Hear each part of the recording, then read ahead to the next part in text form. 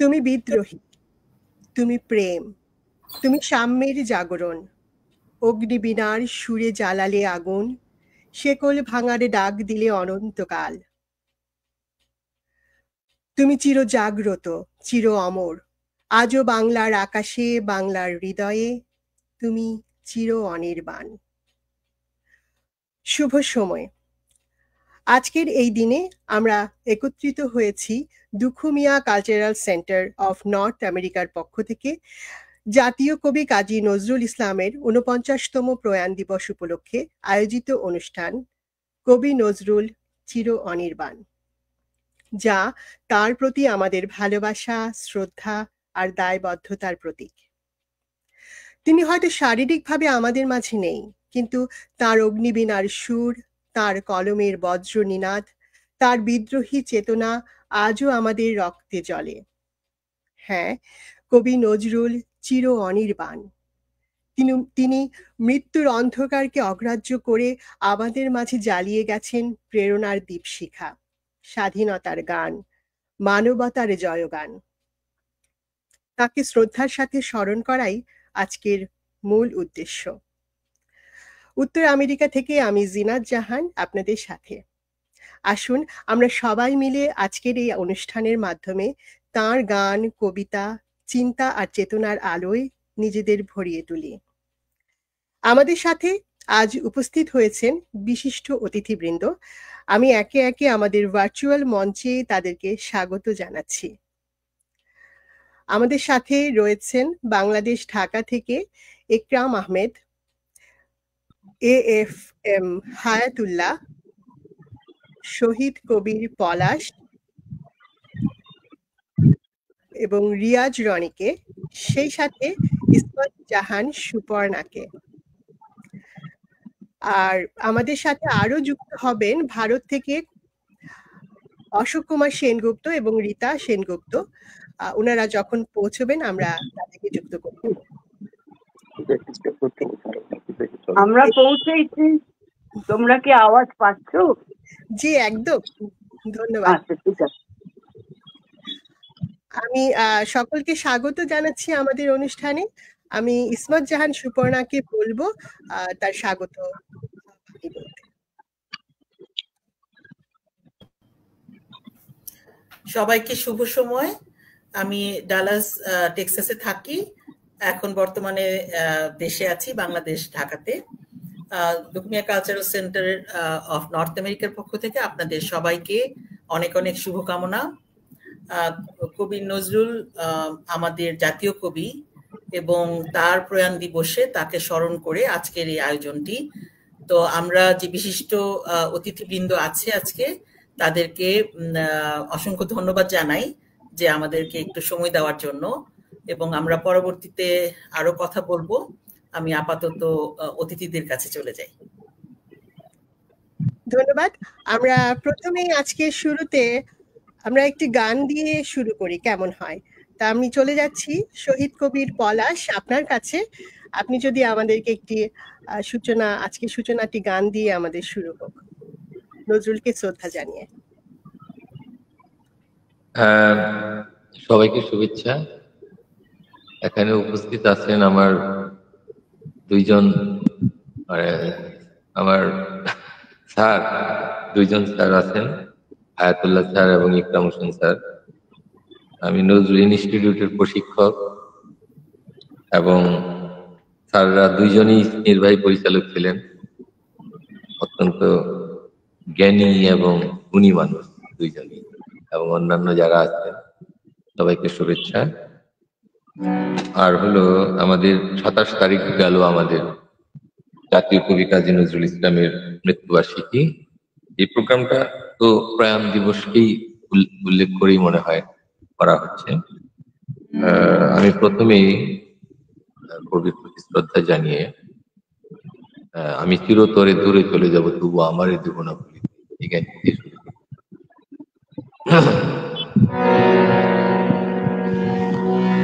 আমি চিরতরে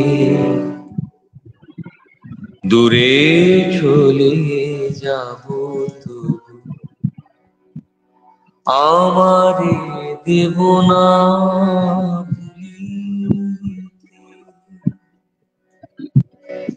আমি চিরতরে দূরে চলে যাব তবু আমারে দেব না ভুলিতে আমি বাতাস হইয়া জড়াইব কেশ বাতাস হইয়া জড়াইব কেশ বেরিয়ে যাবে খুলিতে তো আমার দেব না ভুলিতে আমি চিরতরে দূরে চলে যাব তবু আমার দেব না ভুলিতে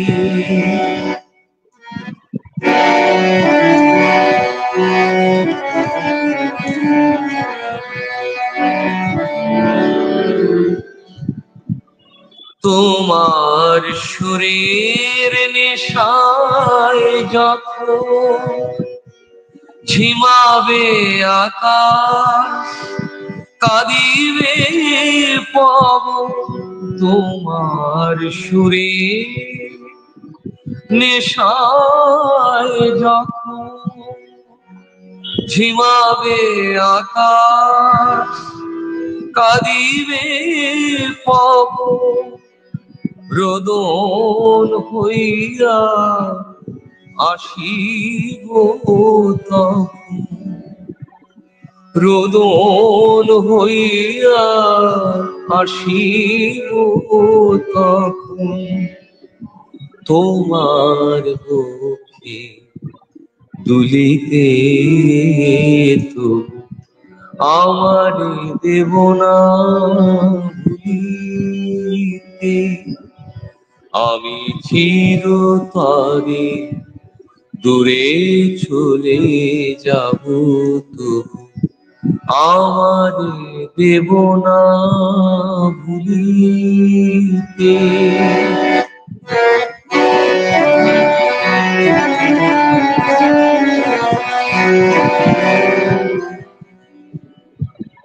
আসিবে তোমার পরম উৎসব কত প্রিয়জন কে জানে মনে পড়ে যাবে কোন সে ভিখারি পাইনি ভিক্ষা এখানে আসিবে তোমার পরম উৎসব কত প্রিয়জন কে জানে মনে পড়ে যাবে কোন সে ভিখারি পাইনি ভিক্ষা এখানে তোমার কুঞ্জ পথে যেতে আয় চমকি থামিয়া যাবে বেদনায় তোমার কুঞ্জ পথে যেতে আয় চমকি থামিয়া যাবে বেদনায় দেখিবে কে যেন মোরে মিশে আছে দেখিবে কে যেন মোরে মিশে আছে তোমার পথে ধুলিতে তো আমার দেব না ভুলিতে আমি চিরতরে দূরে চলে যাব তবু আমারে দেব না ভুলিতে, আমি বাতাস হইয়া জড়াইব কেশ, বেরিয়ে যাবে জলে খুলিতে তবু আমারে দেব না ভুলিতে।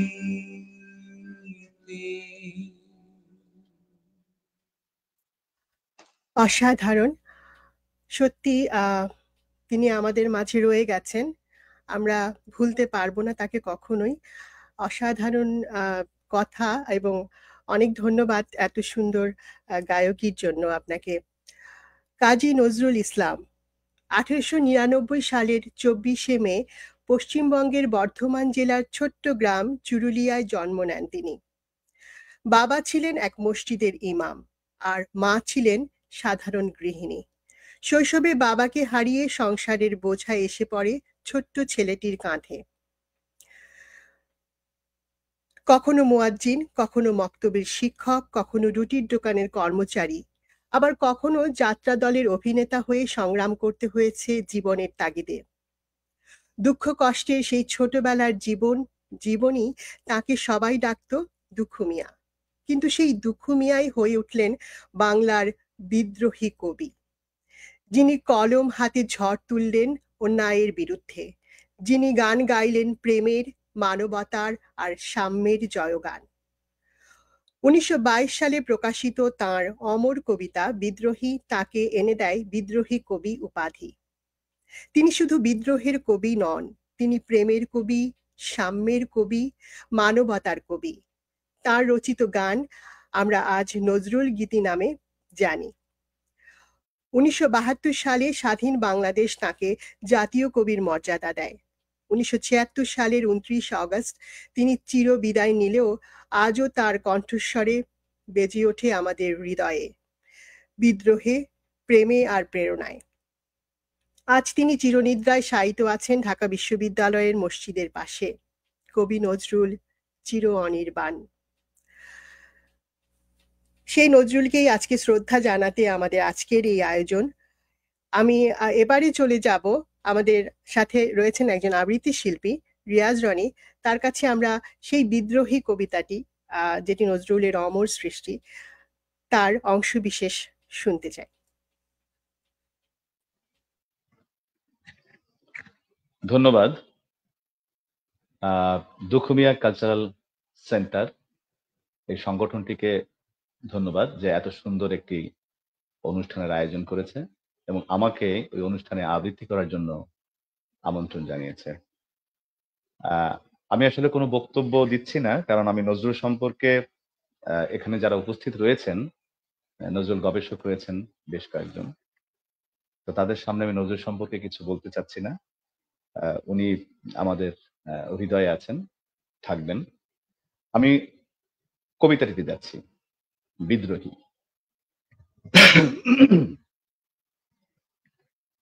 বলবীর, বল উন্নত মামুষীর, শির নেহারি আমারি নত শির, ওই শিখর হিমাদ্রির। বলবীর, বল মহাবিশ্বের মহাকাশে ফাড়ি, চন্দ্র সূর্য গ্রহ তারা ছাড়ি, ভুলক দুলক গোলক ভেদিয়া, খোদার আসন আর ছেদিয়া, উঠিয়াছে চির বিস্ময় আমি বিশ্ববিধাত্রীর। মম ললাটে রুদ্র ভগবান, জলে রাজ রাজ টিকা, দীপ্ত জয়শ্রী। বলবীর, আমি চির উন্নত শির, আমি চির দুর্দম দুর্বিনীত নৃশংস, মহাপ্রলয়ের আমি নটরাজ, আমি সাইক্লোন, আমি ধ্বংস, আমি মহাভয়, আমি অভিশাপ পৃথিবীর। আমি দুর্বার, আমি ভেঙে করি সব চুরমার, আমি অনিয়ম উশৃঙ্খল, আমি দলে যাই যত বন্ধন, যত নিয়ম কানুন শৃঙ্খল, আমি মানি না কোনো আইন, আমি ভরা তরি করি ভরা ডুবি, আমি টর্পেডো, আমি ভীম ভাসমান মাইন। আমি ধৈর্যটি, আমি এলোকেশে ঝড় অকাল বৈশাখীর, আমি বিদ্রোহী সুত বিশ্ববিধাত্রীর। বলবীর, চির উন্নত মামুষীর। আমি ঝঞ্ঝা, আমি ঘূর্ণি, আমি পথ সম্মুখে যাহা পাই চাই চূর্ণি। আমি নৃত্য পাগল ছন্দ, আমি আপনার তালে নেচে যাই, আমি মুক্ত জীবনানন্দ। আমি হাম্বির, আমি ছায়ানট, আমি হিন্দোল, আমি চল চঞ্চল ঠমকি ছমকি, পথে যেতে যেতে চকিতে চমকি, ফিং দিয়া দিই তিনদোল, আমি চপলা চপল হিন্দোল। আমি তাই করি ভাই যখন চাহে এ মন যা, আমি শত্রু করি শত্রুর সাথে গলাগলি, ধরি মৃত্যুর সাথে পাঞ্জা। আমি উন্মাদ, আমি ঝঞ্ঝা, আমি মহামারী, আমি ভীতিয়ে ধরিত্রীর, আমি শাসন ত্রাসন সংহার, আমি উষ্ণ চির অধীর। আমি বিদ্রোহী ভৃগু, ভগবান বুকে এঁকে দেই পদচিহ্ন। আমি স্রষ্টা সুদন, শোক তাপ হানা খেয়ালি বিধির বক্ষ করিব ভিন্ন। আমি পৃথিবী ভৃগু, আমি বিদ্রোহী ভৃগু, ভগবান বুকে এঁকে দেব পদচিহ্ন। আমি খেয়ালি বিধির বক্ষ করিব ভিন্ন। আমি চির বিদ্রোহী বীর, আমি বিশ্ব ছড়ায়ে উঠিয়াছি একা, চির উন্নত শির। ধন্যবাদ। অনেক ধন্যবাদ। এবারে আমরা চলে যাব অশোক কুমার সেনগুপ্ত এবং রীতা সেনগুপ্তের কাছে। আমি কাকু বলেই তাদেরকে সম্বোধন করি। কাকু, এবার আপনার কাছে শুনবো এই যে Dukhumiya cultural centre of North America, এর যে ভাবনা, এর যে শুরুটা কি করে হলো এবং আপনার সাথে নজরুলের যে সম্পর্কের কথা।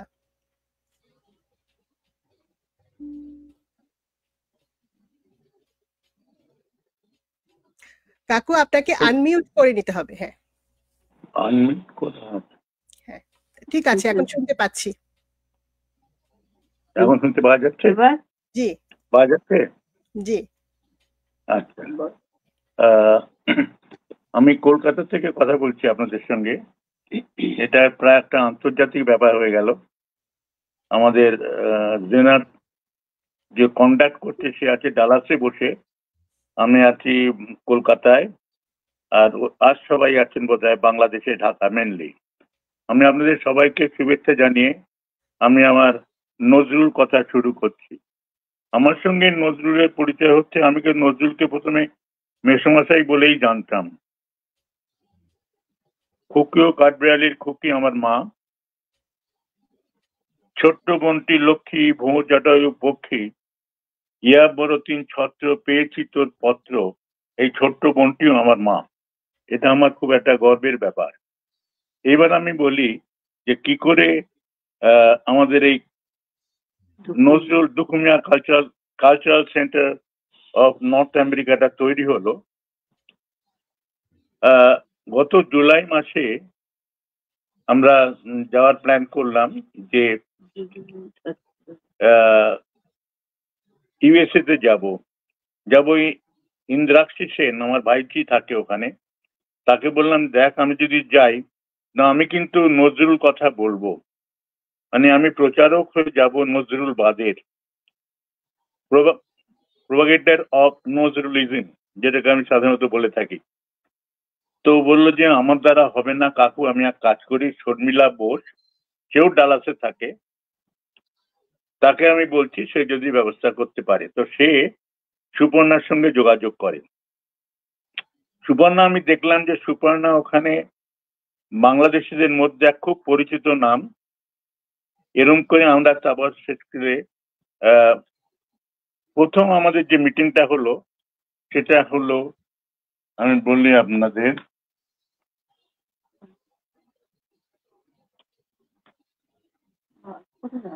হ্যাঁ, 24শে সেপ্টেম্বর 2024 সালে 2024 সালে হলো। সেটা হলো হ্যাগার্ড লাইব্রেরি, প্লেনো বলে একটা জায়গায় টেক্সাসের, সেইখানে ওখানে জায়গা পাওয়া খুব শক্ত। 2.5 ঘন্টার জন্য সময় পাওয়া গিয়েছিল, তারই মধ্যে এরা খুব ব্যবস্থা করলো। আর সুপর্ণা অনেক লোকজন নিয়ে এলো। আমি সেদিন খুব উৎসাহিত ভরে খুব নজরুল কথা বলতে আরম্ভ করলাম। নজরুল কথা বললাম। পরের দিন আমার সুপর্ণার খুব ভাল লাগলো।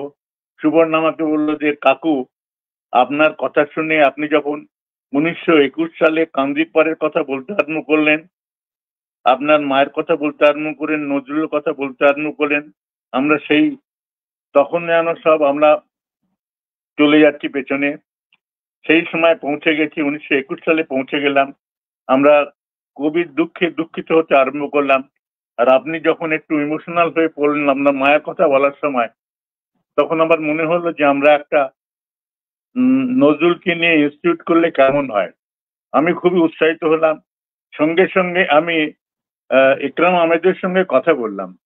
ইকরাম আহমেদ বললেন যে না, কোনো অসুবিধা নাই, কোনো সমস্যা নাই, অন্য দেশে যদি একটা নজরুল ইনস্টিটিউট হয় তো হতেই পারে।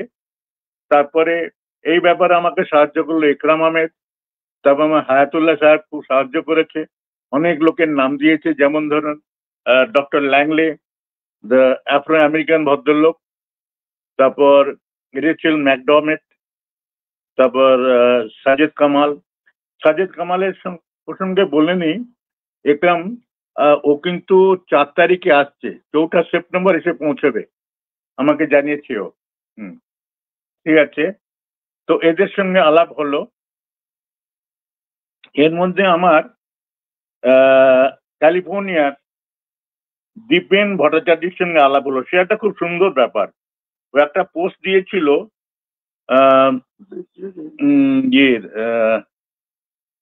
মুর্শেদ, গোলাম মুর্শেদের বিপ্লবী রণক্রান্ত বইটা লিখেছিলেন গোলাম মুর্শেদ। তাতে কয়েকটা জায়গায় কথা খুব আপত্তিকর ছিল বলে আমার মনে হয়েছে। উনি এক জায়গায় লিখেছেন যে নজরুল ছিল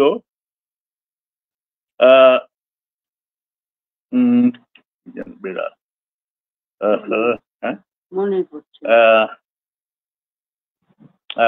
যাকে মনে পড়ছে না কি বেড়াল বলেছিল না, সেটা ইয়ের ভাষা, জসিমউদ্দিনের ভাষা। জসিমউদ্দিন ভাষাটা উনি ব্যবহার করেছেন। আর একটা উনি বলেছিলেন যে ভাগ্যের কি পরিহাস, নজরুল নার্গিসকে বিয়ে করলেন না যে উনি ঘর জামাই হবেন না, কিন্তু ভাগ্যের কি পরিহাস, নজরুলকে ঘর জামাই হতে হলো। কিন্তু ব্যাপার হচ্ছে এই যে নজরুলের পয়সাতেই ওদের সংসার চলতো। কেন, তখন গিরিবালা তখন ওই সংসার চালাচ্ছেন। সেনগুপ্ত পরিবারের, ইন্দ্র কুমার সেনগুপ্ত পরিবার, বীরেন্দ্র কুমার সেনগুপ্ত এবং বিরজা সুন্দরী দেবীর সঙ্গে 10 বছর সম্পর্ক ছিল না। তো এই দুটো আমি খুব প্রমাণ করে করেছিলাম, তাতে করে ওর সঙ্গে আমার আলাপ হয়ে গেল। ও আমাকে নিমন্ত্রণ করলো যে আপনি ক্যালিফোর্নিয়া আসুন দাদা, যখন আসবেন। আমি ঠিক আছে, কিন্তু আমাকে নজরুল কথা বলার সময় দিতে হবে, তুমি ব্যবস্থা করতে হবে। আসুন না, না তুমি আগে প্রমিস করো যে তুমি আসবে। তারপর ওরা একটা ওখানে ক্যালিফোর্নিয়ায় ক্রান্তি বলে একটা দল আছে, ক্রান্তি আছে, তাতে ওরা রবীন্দ্রনাথ নিয়ে কাজ করে, নজরুল নিয়ে খুব একটা কাজ করে না। নজরুল জায়গায় যেমন বর্ত নয়, ওরা ওই নজরুলের এই রবীন্দ্রনাথের যে প্রয়াণ দিবসে 22শে শ্রাবণ ইয়েতে আরবানা শাম্পেনে নজরুলের ছেলের জন্য কেনা একটা বাড়ি ছিল, তাতে গিয়ে ওরা রবীন্দ্র জয়ন্তী বা উৎসব করে এসছে। যাই হোক, আমাকে আমার জন্য ওরা আবার নজরুল জয়ন্তী করতে বাধ্য হলো। এটা হলো এটা। তারপরে এর মধ্যে আমি লোকের সঙ্গে যোগাযোগ করতে আরম্ভ করলাম। তারপর সুপর্ণার এত ভাল লেগে গেল যে প্রোগ্রামটা করার পর ও বললো যে আর একটা জায়গায় যদি আমরা করতে পারি। তখন আবার ইন্দ্রাক্ষী সেনের বাড়িতে আমরা আরেকদিন করলাম। সেই সব করে হ্যাঁ এইভাবেই শুরু হয়েছে।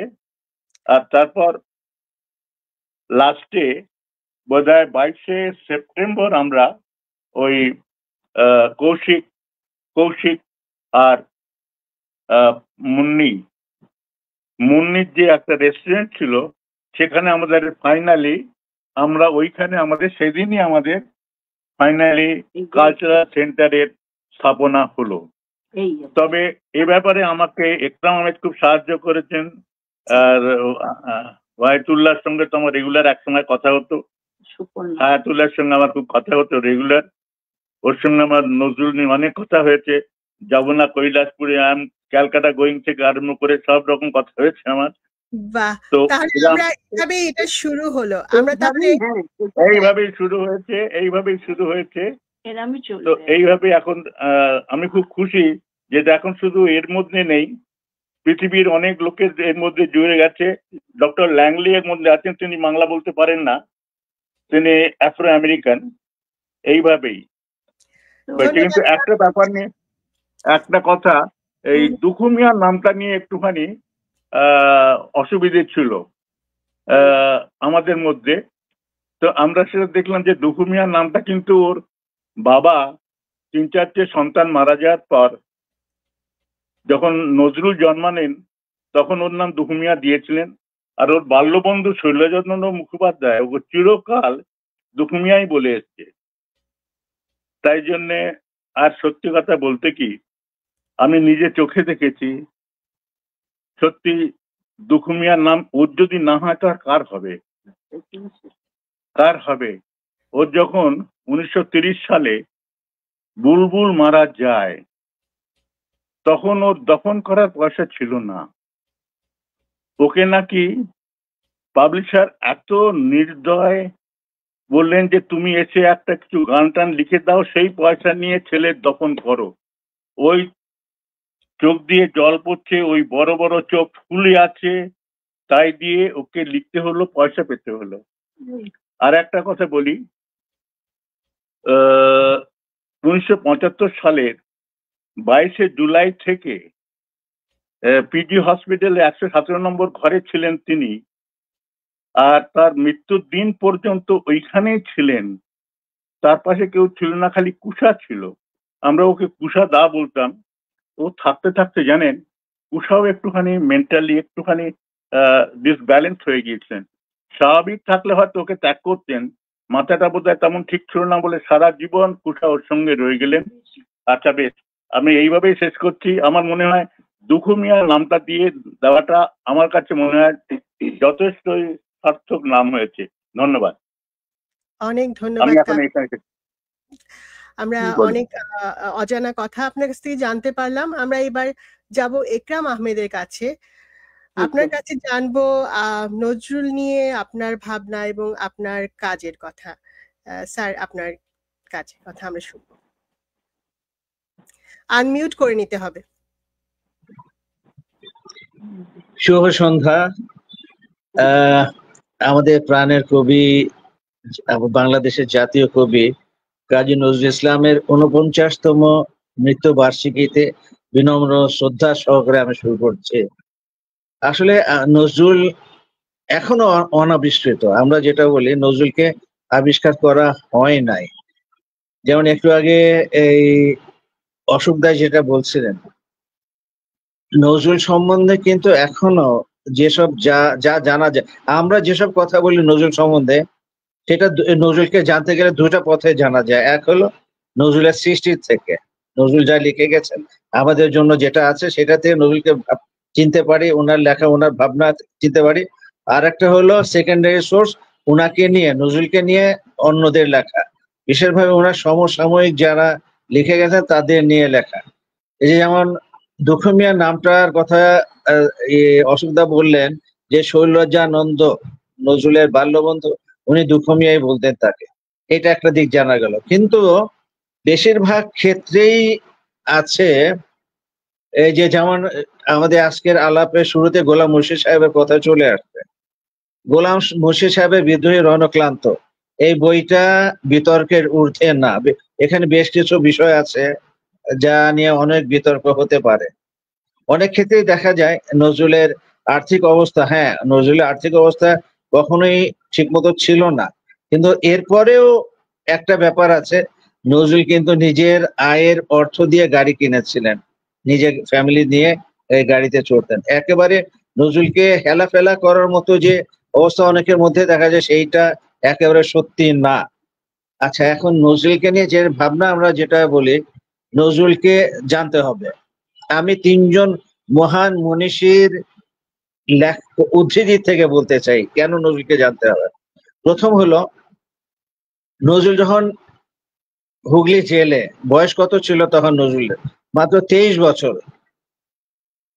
মাত্র 23 বছর বয়সে উনি আনন্দময়ীর আগমনে স্বাধীনতা সংক্রান্ত ব্রিটিশ ভারতের স্বাধীনতার ব্যাপারে যে কবিতা লিখে জেলে গেছেন, অনশনে আছেন কারা নির্যাতনের প্রতিবাদে। রবীন্দ্রনাথ ঠাকুর বিশ্বকবি উনাকে টেলিগ্রাম পাঠালেন। কি লেখা ছিল টেলিগ্রামে? Give up hunger strike, our literature claims you, claims, আমাদের সাহিত্য চায়, দাবি করে তুমি আসো। তাহলে রবীন্দ্রনাথ নজরুলের লেখার মধ্যে কি পেয়েছেন? এমন কিছু যে নজরুলকে লাগবে, বাংলা সাহিত্যের জন্য নজরুলকে অবশ্যই দরকার। এটা হলো রবীন্দ্রনাথের কথা। এরপরে আসি 1929 সনের 15ই ডিসেম্বর নজরুলকে বাঙালি জাতির পক্ষ থেকে সম্বর্ধনা দেওয়া হয়। এই সম্বর্ধনা সভার সভাপতি ছিলেন আচার্য প্রফুল্লচন্দ্র রায়। উনি সভাপতির ভাষণে কি বললেন? যে আমরা সবাই নজরুলের লেখা পড়ে এক একজন অতি মানবে পরিণত হব। অর্থাৎ আচার্য প্রফুল্লচন্দ্র রায়ের ধারণা, উনার মতো এত জ্ঞানী গুণী ব্যক্তির ধারণা নজরুলের লেখার মধ্যে এমন কিছু আছে যেটা সাধারণ মানুষকে অতি মানবে পরিণত করতে পারে। এরপর আসি সেই একই অনুষ্ঠানে নেতাজি সুভাষচন্দ্র বোসের কথা। উনি প্রধান অতিথি ছিলেন। উনি বললেন, আমরা যখন যুদ্ধে যাব নজরুলের গান গাইতে গাইতে যাব, যখন কারাগারে যাব তখনও নজরুলের গান গাইব।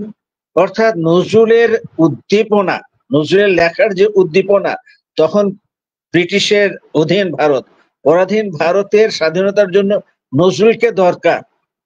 নেতাজি সুভাষ বোস এইটাই ফিল করছেন। এখন ওই নজরুলকে জানতে গেলে নজরুলের সৃষ্টি লেখা মানুষের সামনে আনতে হবে। তো আমার ব্যক্তিগত ভাবে এবং অনেক কিছু বন্ধু বান্ধব এবং হায়তুল্লাহ সাহেব আমার সাথে আছেন, আমরা কয়েকজনের প্রচেষ্টায় নজরুলের লেখা আমরা একটু প্রচারের চেষ্টা করছি। সেটা কি, আপনারা জানেন নজরুলের যা লেখা আছে, নজরুলকে জানতে হলে বিদেশি ভাষা আন্তর্জাতিক পর্যায়ে নিতে গেলে অনুবাদ হতে হবে।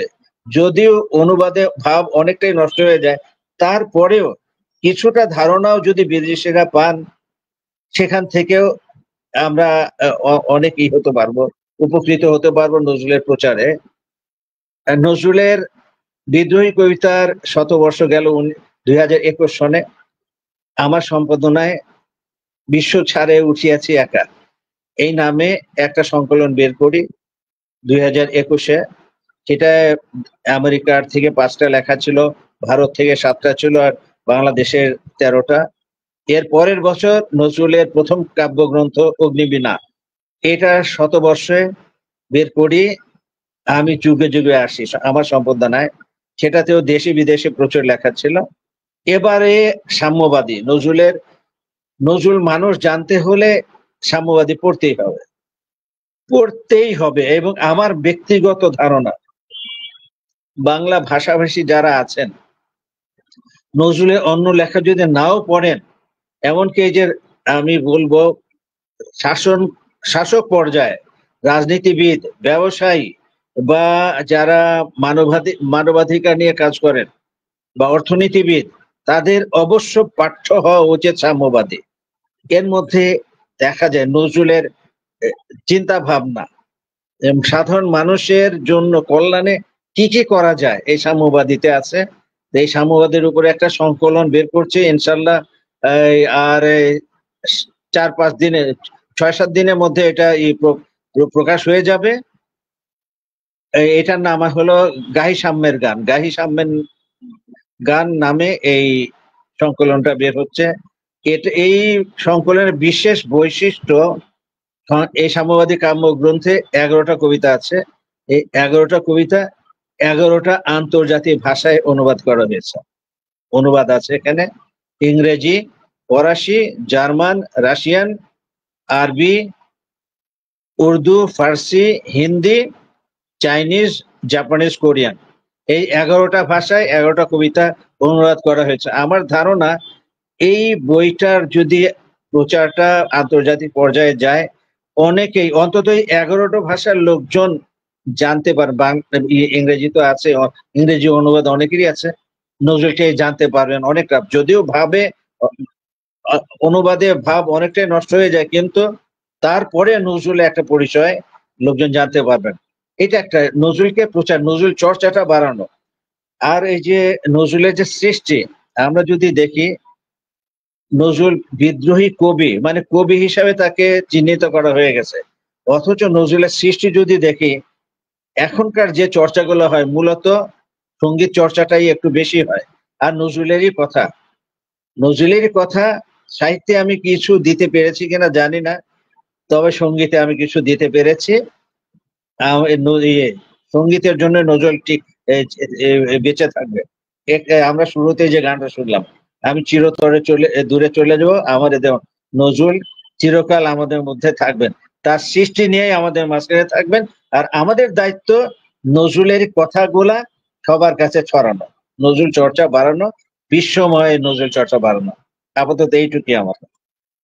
অনেক ধন্যবাদ। অনেক কিছু জানতে পারলাম। আসলে নজরুল শুধু কোনো একটি দেশের নয়, নজরুল নিজেই বলে গেছেন, আমি সকল জাতির, সকল ধর্মের এবং সকলের জন্য, এবং বিশ্বময় এবং সকল ভাষা। এই যে আপনার যে সংকলনটি বের হচ্ছে এবং অনেকগুলো ভাষায় এটি যে নজরুলের কথা প্রকাশ করছে, এটি একটি অনন্য আয়োজন আমি বলতে চাই। এবং অবশ্যই আমরা এই দুখুমিয়া কালচারাল সেন্টারের উদ্দেশ্য নজরুলের এই চর্চাগুলোকে ধরে রাখা এবং একে শুধু বিশ্বময় নয়, আগামী প্রজন্মের কাছে পৌঁছে দেওয়া। তো সেটি আমাদের আসলে মূল উদ্দেশ্য। অনেক ধন্যবাদ একরাম আহমেদ আপনাকে। এবারে আমরা আরেকটি গান শুনে আসি শহীদ কবির পলাশ আপনার কাছে, এবং আপনার সাথে প্রশ্ন থাকবে, এই যে নজরুল সঙ্গীত নিয়ে আপনার যে চর্চা, তার মাঝে আসলে আপনার জীবনে কি নজরুলের প্রভাব কিরকম, বা আপনি নজরুল ইসলামকে কিভাবে ধারণ করেন, সেটি যদি একটু বলতেন। আসলে আমি আমার গানের শুরু, আমার বয়স যখন 6 বছর, 6 বছর বয়স থেকে আমি গান করি।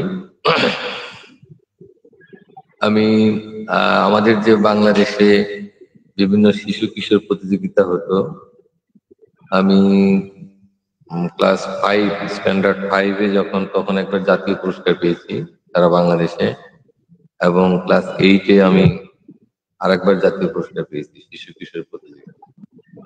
তখন সব ধরনের গানই করতাম, কিন্তু এইচএসসি পাস করার পর, এসএসসি যেটা মেট্রিক পাস করার পর নজরুলের যে বৈচিত্র্য গানের, নজরুলের সৃষ্টিতে তার যে পর্যায়, গানের পর্যায়, এমন কোনো পর্যায় নেই যে কাজী নজরুল ইসলামের গানে নেই। কাজী নজরুল ইসলাম প্রায় 21টি পর্যায়ের গান লিখেছেন।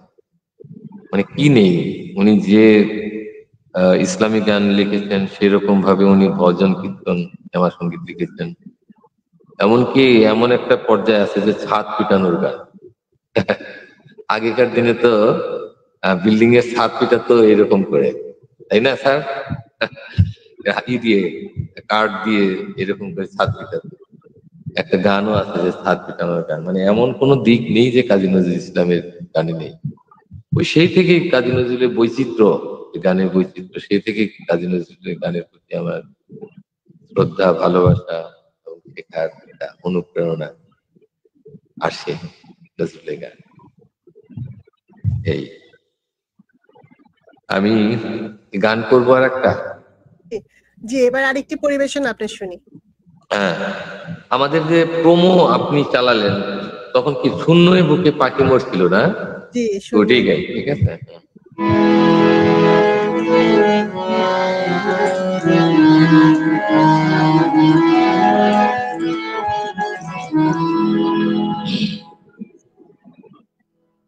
শূন্যই বুকে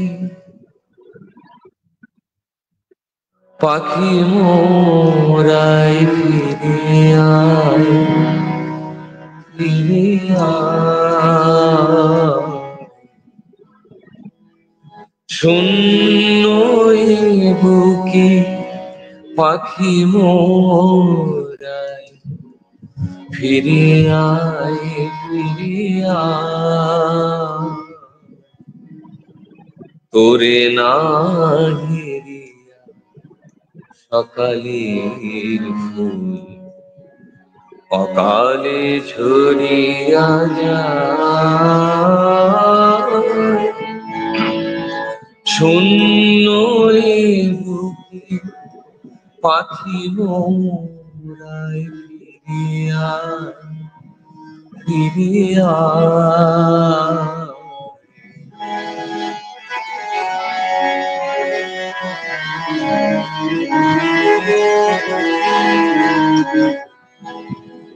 তুই নাই বলে ওরে উন্মাদ পাণ্ডুর হলো আকাশের চাঁদ তুই নাই বলে ওরে উন্মাদ পাণ্ডুর হলো আকাশের চাঁদ কেঁদে নদী জল করুণ বিষাদ কেঁদে নদী জল করুণ বিষাদ ডাকে আয় ফিরিয়া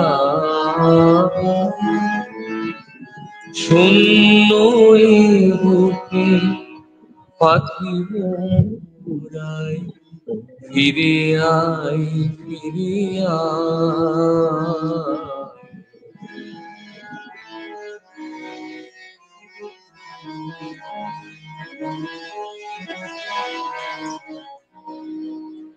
গগনে মেলিয়া শত শত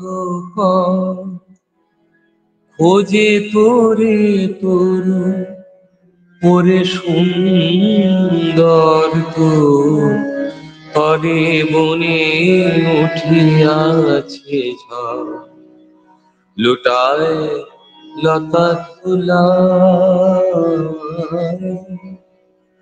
গগনে মেলিয়া শত শত খোঁজে তোরে তোর ওরে সুন্দর তরে বনে উঠিয়াছে লুটায় লতা ধুলায় তুই ফিরে এলে ওরে চঞ্চল আবার ফুটিবে বনে ফুলদল তুই ফিরে এলে ওরে চঞ্চল আবার ফুটিবে বনে ফুলদল ধূসর আকাশ হইবে শুনি তোর চোখের চাওয়ায় শূন্য এ বুকে পাখি মোরায় ফিরে আয় ফিরে আয় তোরে না ঘিরিয়া সকালের ফুল অকালে ঝরিয়া যায় শূন্য এ বুকে পাখি মোরায় ফিরে আয় ফিরে আয় শূন্য এ বুকে পাখি মোরায় ফিরে আয় ফিরে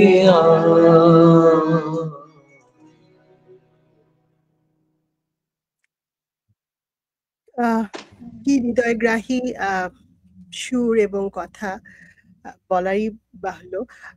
নজরুল আসলে আর যখন নজরুল ইসলামের এই কথাগুলো শুনি অনেকেই হয়তো ভাবেন এ তো আমারই কথা, আমার নজরুল কি করে জানলেন।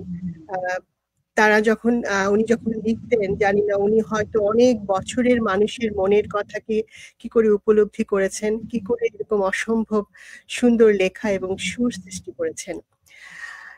এবারে আমি চলে যাব আবৃত্তি শিল্পী রিয়াজ রনির কাছে। আপনার আরেকটি পরিবেশনা আমরা শুনবো। তার আগে আপনার কাছে জানতে চাই, এই যে নজরুলের বিভিন্ন রকম কবিতা রয়েছে, বিভিন্ন রকম সাহিত্য রয়েছে, আপনার ব্যক্তিগতভাবে আপনার কাছে নজরুলের কোন বিষয়টি খুব কাছের মনে হয়, খুব আপনার আত্মাকে ছুঁয়েছে আপনার জীবনে, আপনার জীবনের সাথে সে মিলেমিশে গেছে, এরকম কোনো কিছু কি আপনার রয়েছে নজরুলের সৃষ্টিতে? ধন্যবাদ। আসলে কাজী নজরুল ইসলামকে আমি আমার ব্যক্তিগত অনুভূতিটা শেয়ার করছি। কাজী নজরুল ইসলামের সাথে আমার পরিচয় হচ্ছে স্কুল জীবনে। ভোর হলো দোর খোলো খুকুমনি ওঠরে, ওই ডাকে জুই শাখে ফুলকপি ছোটরে, কিংবা লিচু চোর, এই সমস্ত কবিতার মধ্য দিয়ে। কিন্তু ওনাকে তখন জাস্ট চেনা, কিন্তু ওনাকে জানতে শুরু করেছি আমি যখন তখন ৬ষ্ঠ শ্রেণীর ছাত্র। ওনার মানুষ কবিতা আমারই এক শ্রদ্ধেয় শিক্ষক ওনার কণ্ঠে আবৃত্তির মধ্য দিয়ে। তো নজরুল বিদ্রোহী কবি, প্রেমের কবি, সাম্যের কবি, উনি মানবতার কবি। নজরুলের মানবতাটা আমি ব্যক্তিগতভাবে নজরুলের মানবতাটা আমাকে বেশি আকৃষ্ট করেছে এবং ওনার মানবতার কবিতাগুলোই আমি বেশি পড়ে থাকি আর কি। তা আমি এই প্রেক্ষাপটে কাজী নজরুল ইসলামের মানুষ কবিতা থেকে আবৃত্তি করছি।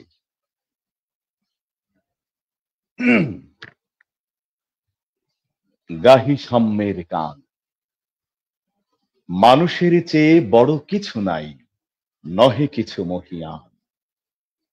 নাই দেশ কাল পাত্রের ভেদ, অভেদ ধর্ম জাতি, সব দেশে সব কালে ঘরে ঘরে তিনি মানুষের জ্ঞাতি। পূজারি দুয়ার খোলো, ক্ষুধার ঠাকুর দাঁড়ায় দুয়ারে, পূজার সময় হলো। স্বপ্ন দেখিয়া আকুল পূজারি খুলিল ভজনালয়। দেবতার বরে আজ রাজা টাজা হয়ে যাবে নিশ্চয়। জীর্ণ বস্ত্র শীর্ণ গাত্র, ক্ষুধায় কণ্ঠ ক্ষীণ, ডাকিল পান্থ, দ্বার খোলো বাবা, খাইনি তো 7 দিন। সহসা বন্ধ হলো মন্দির, ভুকারি ফিরিয়া চলে, তিমির রাত্রি পথ জুড়ে তার ক্ষুধার মানিকে চলে। ভুখারি ফুকারি কয়, ওই মন্দির পূজারীর, হায় দেবতা তোমার নয়। মসজিদে কাল শিরনি আছিল, অঢেল গোস্ত রুটি, বাঁচিয়া গিয়াছে মোল্লা সাহেব হেসে তাই কুটি কুটি। এমন সময় এলো মুসাফির, গায়ে আজারির চিন, বলে বাবা আমি ভুকা ফাঁকা আছি, আজ নিয়ে 7 দিন। তেরিয়া হইয়া হাঁকিল মোল্লা, ভেলা হলো দেখি লেঠা, ভুকা আছো ভুকা আছো, মর গো ভাগাড়ি গিয়ে, নামাজ পড়িস বেটা। ভুখারি কহিল, না বাবা। মোল্লা হাঁকিল, তাহলে সারা সোজা পথ দেখ, গোস্ত রুটি নিয়ে মসজিদে দিল তালা। ভুখারি ফিরিয়া চলে, চলিতে চলিতে বলে, 80টা বছর কেটে গেল, আমি ডাকিনি তোমায় কভু, আমার ক্ষুধার অন্ন তাবলে বন্ধ করনি প্রভু। তব মসজিদ মন্দিরে প্রভু নাই মানুষের দাবি, মোল্লা পুরুত লাগায়েছে তার সকল দুয়ারে চাবি। কোথা চেঙ্গিস গজনি মামুদ, কোথায় কালা পাহাড়, ভেঙে ফেল ওই ভজনালয়ের যত তালা দেয়া দ্বার। খোদার ঘরে কে কপাটে লাগায়, কে দেয় সেখানে তালা, সব দ্বার এর খোলা রবে, চালা হাতুড়ি শাবল চালা।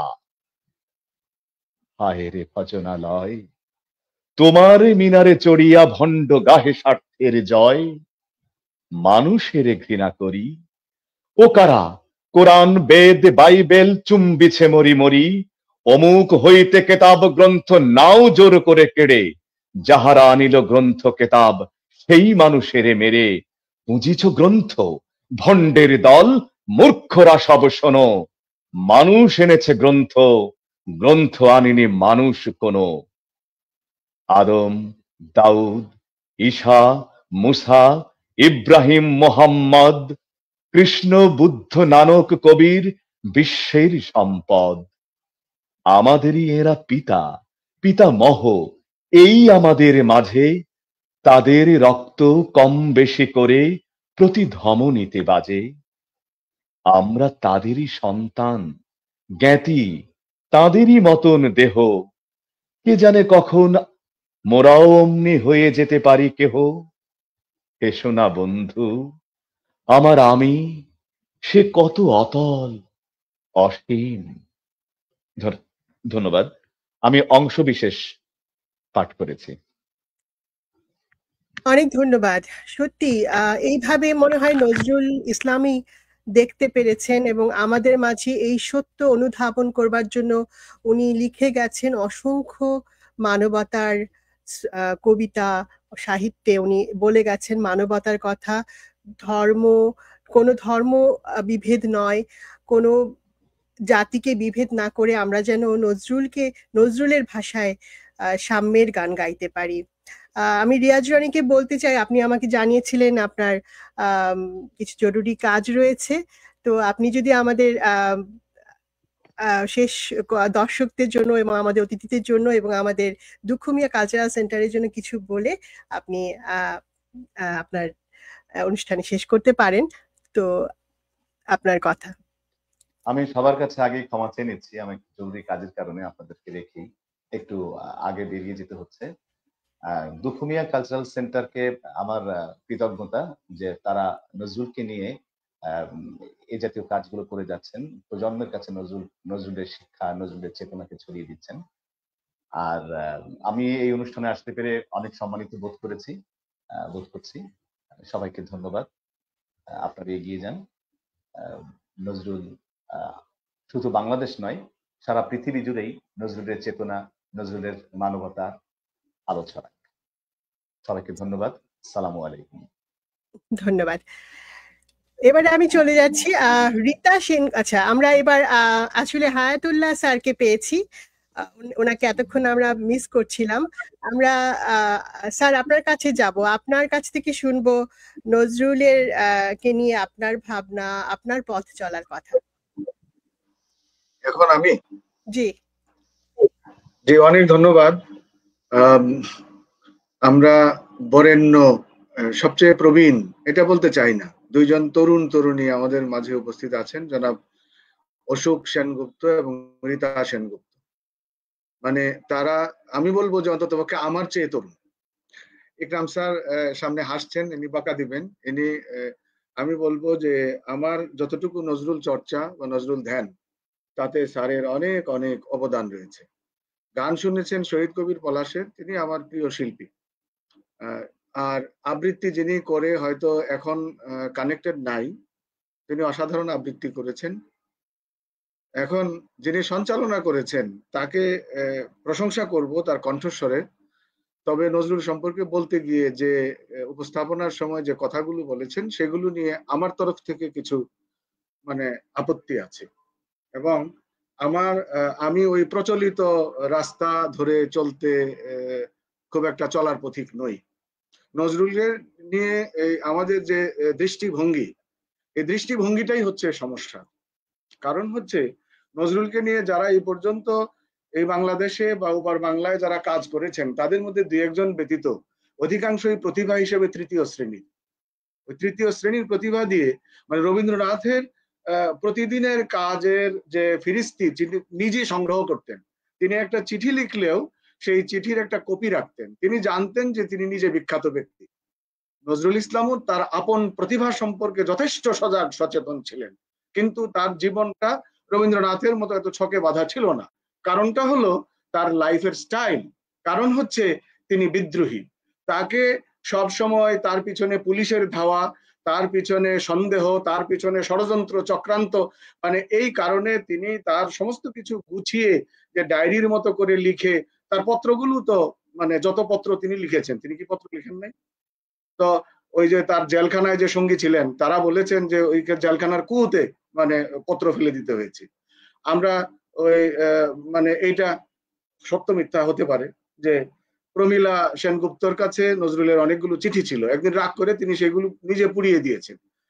আমার সাথে এটা মানানসই হয় না। অনেকেই নজরুল যখন বাকশক্তি রহিত হয়ে গেলেন অনেক কথা এরকম বলেছেন। দুখুমিয়া কালচারাল সেন্টারের নাম নিয়ে আমার কোনো আপত্তি নাই, কারণ নজরুলের মানে এই নাম তার পিতা দিয়েছিলেন, মানে ডাকতেন, যেহেতু তার আগে তার 4টি সন্তান মানে গত হয়েছে। আমাদের এই বাঙালি কালচারে এরকম কিন্তু আছে, এরকম সন্তান বিয়োগ হতে থাকলে মানুষ একটা মানে একটু একটু পচা নাম দেয়, কেউ পচা বলে, কালু বলে, লালু বলে, এরকম বলে যাতে ওই দৃষ্টিটা ফিরে যায় আর কি, মানে বদ নজর থেকে রক্ষা করা যায়।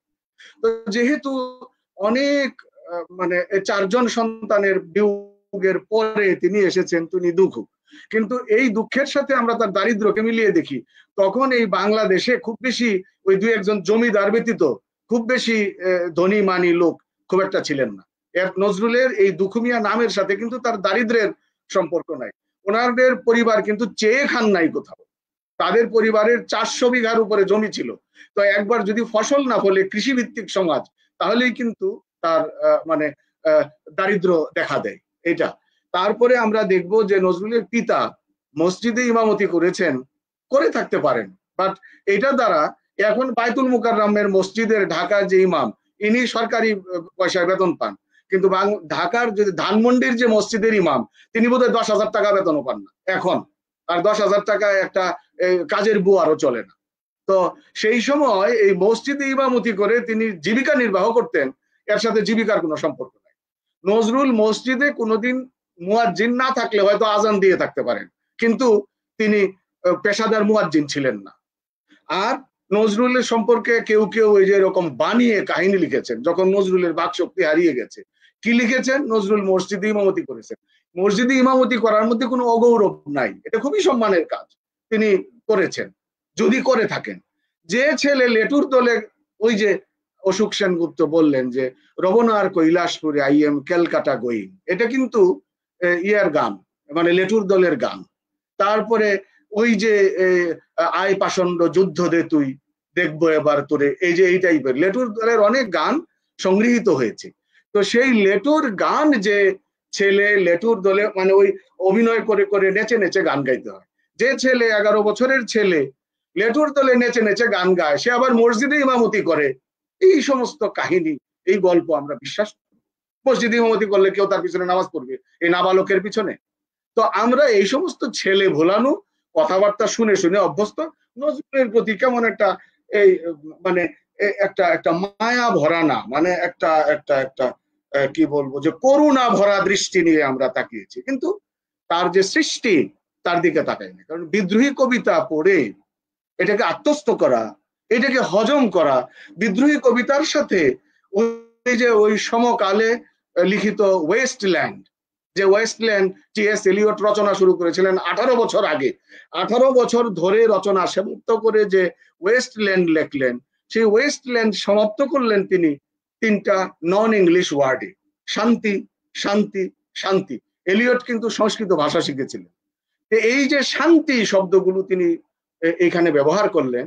ওই সমকালে আমরা দেখি যে নজরুল ইসলাম তার বিদ্রোহী শেষ করছেন, মহাবিদ্রোহী রণক্লান্ত আমি সেই দিন হব শান্ত।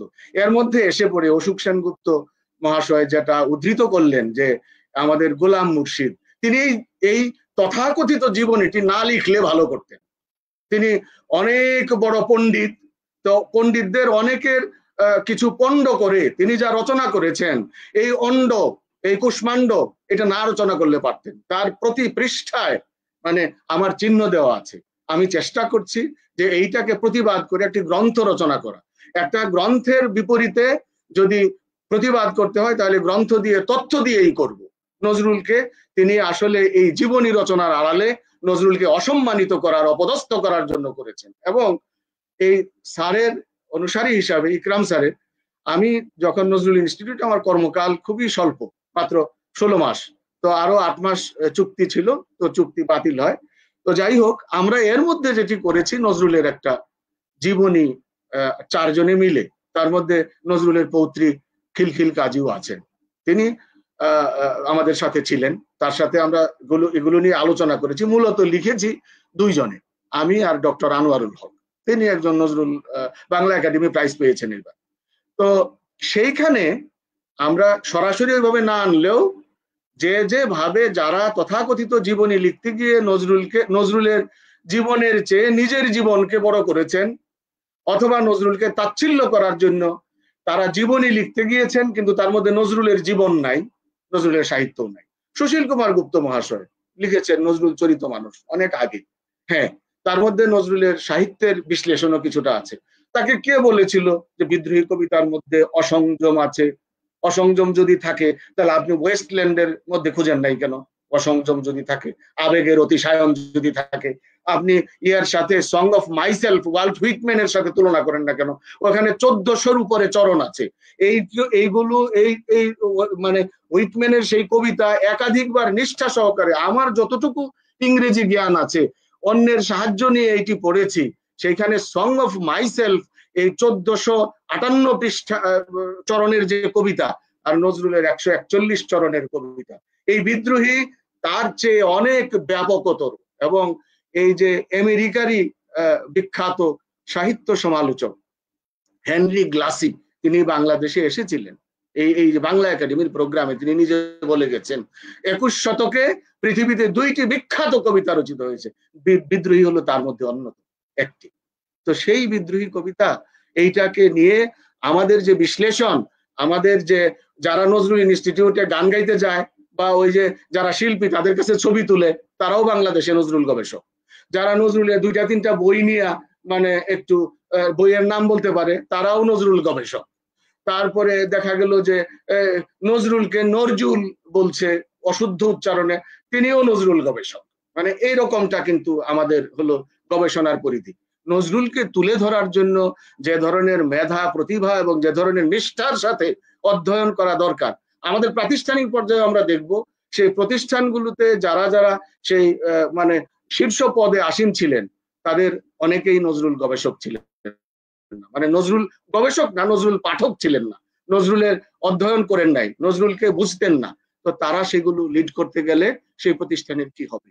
তো এই হচ্ছে বিষয়। আরো এই নজরুল সম্পর্কে আমার যেটুকু কাজ, সেটা হলো যে স্যারের সাথে, আমি এই যে ইকরাম আহমেদ স্যারের সাথে আছি, এই তিনি এর আগে 2টি সংকলন করেছেন সুসম্পাদিত।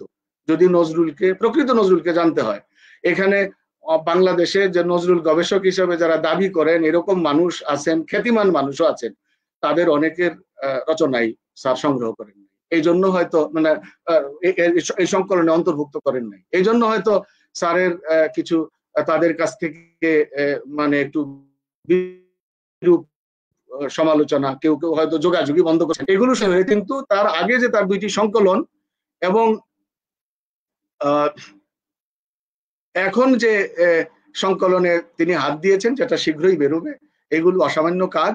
আমার 2-1টি, ওই যে আমি বললাম যে নজরুলের জীবনী রচনা, যেটা নজরুল ইনস্টিটিউট থেকে আমরা প্রকাশ করে এসেছি। নজরুল সম্পর্কে এই পর্যন্ত যারাই যত জীবনী রচনা করে থাকুন, আমার মনে হয় যে এইটি পাশাপাশি রাখলে এই দেশে, মানে বাংলাদেশে এবং বাংলাদেশের বাইরে যত জীবনী রচিত হয়েছে, তাহলে দেখা যাবে যে এটার মধ্যে মৌলিক পার্থক্য। এবং নজরুলকে এখানে আমরা একটা কারোর দ্বারা তৈরি করা প্রণীত নজরুলকে উপস্থাপন করি নাই। মানে আমি আবারও বলি, প্রণীত মানে কারোর দ্বারা বানানো। আমরা প্রমিত নজরুল, যে নজরুল যেমন, সেই নজরুলকে সেইভাবে আমরা মসজিদের ইমামতি বানিয়ে তাকে মহত্ব দেই নাই। আমাদের দেশে একজন আছেন, রেডিও টেলিভিশনে যান, গিয়া ওই রকম কথা বলতে থাকেন যে নজরুল আল্লাহর ওলি ছিলেন, নজরুল আল্লাহর ওলি ছিলেন, উনি কি পীর আলী দাবি করেছিলেন নাকি কাউকে মুরিদ করেছিলেন? আপনাকে কে বলেছে? নজরুল আল্লাহর ওলি হতেই পারে, সমস্যা নাই, কিন্তু ইনি এইটা প্রচার করেন। মানে এই ধরনের মানে সস্তা ভাবে নজরুলকে উপস্থাপন করা। আমাদের সেই দৃষ্টিভঙ্গির মধ্যে এই পরিবর্তনগুলো আনয়নের জন্য নজরুলকে নিষ্ঠা সহকারে পড়তে হবে। আমরা নজরুল এই মানব জাতির জন্য এখন পর্যন্ত যত পাওয়া যায় 18,97,000 শব্দ রেখে গেছে। মানে আরো খুঁজলে হয়তো পাওয়া যাবে। মানে নজরুল ইনস্টিটিউটের যে পাবলিকেশন নজরুল রচনা সমগ্র, সেটার মধ্যে শব্দ সংখ্যা 18,97,000। আমি সেটা বলে দিলাম। এর মধ্যে আরো যুগ হতে পারে, কারণ নজরুলের অনেক রচনা মানে সংকলিত হয় নাই, অনেকের ব্যক্তিগত খাতার মধ্যে আছে। এখনো চেষ্টা নিলে, নিষ্ঠা সহকারে কাজ করলে হয়তো আরো অনেক বেরিয়ে আসবে। নজরুলের জীবদ্দশায় 1925 থেকে 42 সন পর্যন্ত অনেক গানের রেকর্ড হয়েছিল, সব রেকর্ড আমাদের কাছে নাই। নজরুল ইনস্টিটিউটের কাছে 1400 গানের রেকর্ড আছে, মানে এবং 1400 গানের স্বরলিপি তারা প্রকাশ করেছেন এগুলো প্রিজার্ভ করার জন্য। তো 18,97,000 শব্দ যেগুলো আছে, সেই শব্দগুলো আমাদের হৃদয় দিয়ে পাঠ করতে হবে, এবং এইটা হলো এক অমূল্য সম্পদ, শুধু বাঙালির জন্য নয়, বাংলাদেশের জন্য, মানব জাতির জন্য। তো আমরা এই নজরুলের গবেষণার মধ্যে যদি কোয়ালিটি যোগ করতে পারি, নজরুলকে নিয়ে ইংরেজি ভাষায় 2টা ডক্টরাল ওয়ার্ক হয়েছে। একটা করেছেন মানে ওই যে এই রাজশাহী বিশ্ববিদ্যালয়ের IBS এর প্রফেসর ছিলেন, তিনি মারা গেছেন, PK মিত্র, তিনি মারা গেছেন। আরেকটা ডক্টরাল ওয়ার্ক করেছেন দিল্লি বিশ্ববিদ্যালয়ে, তিনি হলেন বঙ্কিমচন্দ্র চট্টোপাধ্যায়ের প্রপৌত্র চন্দ্রনাথ চট্টোপাধ্যায়। সেই মানে গ্রন্থটি মানে আমাদের জন্য সৌভাগ্য, আমি মানে সংগ্রহ করতে পেরেছিলাম, এবং তার মানে ওই যে চন্দ্রনাথ চট্টোপাধ্যায়ের মেয়ে জিনিয়া চট্টোপাধ্যায়, তার সাথে যোগাযোগ করে পাণ্ডুলিপি সংগ্রহ করে আমরা কবি নজরুল ইনস্টিটিউট থেকে এইটাকে মানে প্রকাশ করতে পেরেছি। মানে ওইটার নাম হচ্ছে নজরুলের, উনি সঙ্গীত নিয়ে কাজ করেছেন, আর ওই মিত্র কাজ করেছেন নজরুলের সাহিত্য নিয়ে। তো আমরা এই 2টা ডক্টরাল ওয়ার্ককেও যদি সারা পৃথিবীর মানুষের কাছে পৌঁছে দিতে পারতাম, তাহলেও মানে একটা এই নজরুলের কাজের কোয়ালিটি, নজরুলের সাহিত্যের কোয়ালিটি সম্পর্কে মানুষ অবহিত হতে পারতেন। তো এইগুলো হলো ইংরেজিতে। বাংলা ভাষায় ডক্টরাল ওয়ার্ক 40টার বেশি আছে। তো এগুলো সব যে মানে আমরা বলবো যে খুব কোয়ালিটি ওয়ার্ক হয়েছে, ওই রকম নয়। আমার কথা একটু সরাসরি এবং নজরুল প্রসঙ্গে আপোষহীন, অনেকটা ধারালো। অনেকেই অপছন্দ করেন, কিন্তু আমি বিরত হই না, বিব্রতও হই না। নজরুল সম্পর্কে আমার অনুরাগ, অনুনয় এইরকমই। অনেক অনেক ধন্যবাদ। আর বোধহয় একটা না, আমি প্রায় 19 মিনিট বলেছি, আর বোধহয় বলা ঠিক হবে না। ওনারা যেভাবে তাকিয়ে আছেন, আমি বুঝতে পারছি যে জিনাত জাহান আমাকে থামাতে চাইছেন, ইসমাত জাহান সুপর্ণা বলছেন যে এ বেটা থামো এখন, কিন্তু আমি একটু ইমোশনালি কথাগুলো মানে বলতে হয়তো বলেছি, কিন্তু কথাগুলো লজিক্যাল, এটা আমি মানে ক্লেম করি। অনেক অনেক ধন্যবাদ। অনেক কৃতজ্ঞতা, অনেক ধন্যবাদ। আসলে আমাদের আয়োজনটাই তো, আমরা এই যে নর্থ আমেরিকা থেকে বসে আমরা এইভাবে বসেছি, এবং এটার উদ্দেশ্যই হলো নজরুলকে নিয়ে সঠিক তথ্য, সঠিক বিষয়কে যেন আমরা সংগ্রহিত করতে পারি।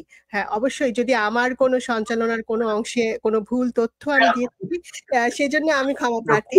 আমরা চাইছি শুদ্ধ করে নিতে নিজেদেরকে, এবং আপনাকে কৃতজ্ঞতা যে এতগুলো ইনফরমেশন আমাদেরকে শেয়ার করলেন এবং আমাদের সাথে যুক্ত করলেন, এবং দর্শকরা আমার মনে হয় পরবর্তীতে জানবেন।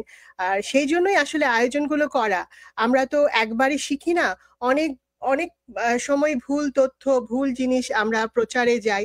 তো সেইভাবে জিনিসগুলোকে শুদ্ধ করে আনা, মানুষ মাত্রই ভুল করবে, কিন্তু শুদ্ধে নেওয়াটাই খুব জরুরি, এবং সেটাই করা উচিত আমি মনে করি। এবং সেই জন্য আমি চাইবো নজরুলকে আমরা সঠিকভাবে জানি, সঠিক তথ্য আমরা সংগ্রহ করি, এবং সেভাবে আমরা আগামী প্রজন্মকে আমরা সঠিক তথ্য দিয়ে যাই।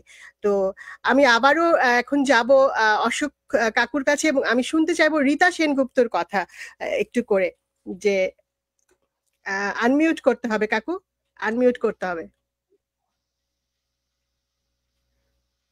কাকু আপনাকে আনমিউট করতে হবে, আমরা শুনতে পাচ্ছি না। আচ্ছা, এবার শোনা যাচ্ছে? এবার শোনা যাচ্ছে। কথা হচ্ছে হায়াতুল্লাহর অনুরোধেই আমি কিন্তু গিরিবালা দেবীর উপর একটা বই লিখেছি, এবং সেই বইটায় আমি ওকে এই গোলাম মুর্শেদকে যতখানি পারি আমার বলার মতন, যে আমি খুব ওকে ওর কথা, প্রতিটি কথার আমি প্রতিবাদ করেছি ওই বইয়ের মাধ্যমে। আমি দেখি যদি কেউ আসে কলকাতায়, ঢাকায় ফিরে যায়, আমি তাদের মাধ্যমে তোমার জন্য, আমি তুমি বলছি, তুমি আমার ছেলের বলছি বোধহয়, আর একরামের জন্য দুটো বই পাঠিয়ে দেবো। আর একটা কথা, এরা যারা গবেষক বলে না, আমি তার থেকে বলবো, আমি তো নিজেকে উপাসক বলতে পছন্দ করি, আমি নজরুলের উপাসক, আরো জানতে চাই। আর একটা কথা আমি তোমার কাছে জানি, আমি তুমি বলছি কিছু মনে করো না, তুমি আর ছেলের বলছি বোধহয়, যে যে কমরেড মুজফফর আহমেদের বইটা তোমার কিরম লাগে এবং রফিকুল ইসলামের বইটা কিরকম।